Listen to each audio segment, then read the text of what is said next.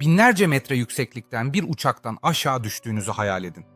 Ya da dondurucu bir okyanusun ortasında küçücük bir teknede aylar boyunca sürüklendiğinizi. Çoğumuz için bu bir kabus, ancak bazıları için bu dehşet dolu anlar gerçekti.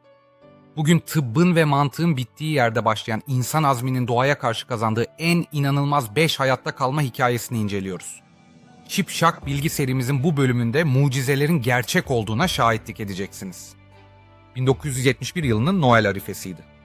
17 yaşındaki Julien Koepke, annesiyle birlikte bindiği uçağın motoruna yıldırım çarpması sonucu uçak parçalanırken kendisini boşlukta buldu. Julien koltuğuna bağlı bir şekilde tam 3000 metreden Amazon ormanlarının kalbine düştü.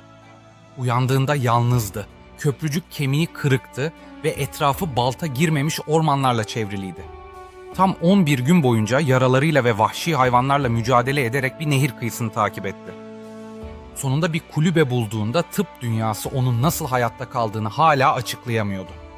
2003 yılında dağcı Aaron Ralston, Utah'taki dar bir kanyonda tek başına yürüyüş yapıyordu.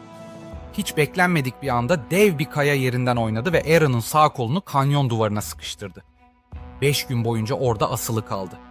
Suyu bitti, yiyeceği tükendi ve kimsenin onu bulamayacağını anladı.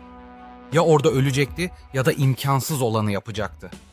Aaron yanındaki kör bir çakıyla kendi kolunu kesmeye karar verdi.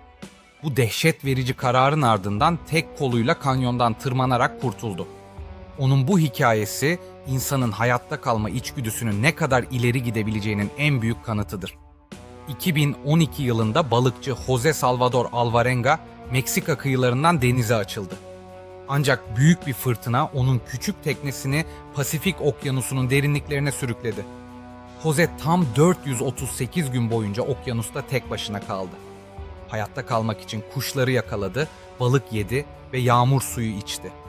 13 ayın sonunda tam 10.000 kilometre uzakta Marshall Adaları'nda karaya ayak bastığında tüm dünya şaşkınlık içindeydi. O denizde en uzun süre mahsur kalıp hayatta kalan insan olarak tarihe geçti. 1996 yılında Everest Dağı'nda yüzyılın en büyük fırtınalarından biri koptu. Dağcı Beck Weathers dondurucu soğukta bilincini kaybetti ve diğer dağcılar onun öldüğünü düşünerek onu karların içinde bıraktı. Beck tam 15 saat boyunca eksi 40 derecede karların altında ölüme terk edildi. Ancak ertesi gün mucizevi bir şekilde gözlerini açtı. Elleri ve yüzü tamamen donmuştu ama ayağa kalkıp ana kampa kadar yürümeyi başardı. Doktorlar onun yaşadığına inanamadı. Beck imkansızı başararak buzun içinden geri dönen adam oldu. 1994 yılında İtalyan pentatloncu Mauro Prosperi, Sahra Çölü'nde düzenlenen 6 günlük dev bir maratona katıldı. Ancak 3. günde korkunç bir kum fırtınası koptu ve Mauro rotasını tamamen kaybetti. Yanında sadece yarım litre su kalmıştı. Tam 9 gün boyunca kavurucu güneşin altında ıssız kum tepelerinde hayatta kalmaya çalıştı. Yarasa kanı içerek ve böcek yiyerek hayata tutundu.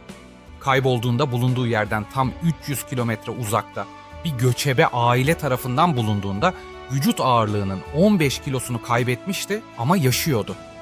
Çölün sonsuz sessizliğinden sağ çıkan nadir insanlardan biri oldu. Doğa bazen acımasız olabilir ama insan iradesi her türlü zorluğu aşacak güce sahiptir. Bu hikayelerden hangisi sizi en çok etkiledi? Siz olsaydınız o ormanda ya da o kanyonda ne yapardınız? Yorumlarda buluşalım. Şipşak bilgi serimizin devam etmesini istiyorsanız videoyu beğenmeyi ve abone olmayı unutmayın. Bir sonraki videoda yine sınırları zorlayan bilgilerle karşınızda olacağız. Hoşça kalın.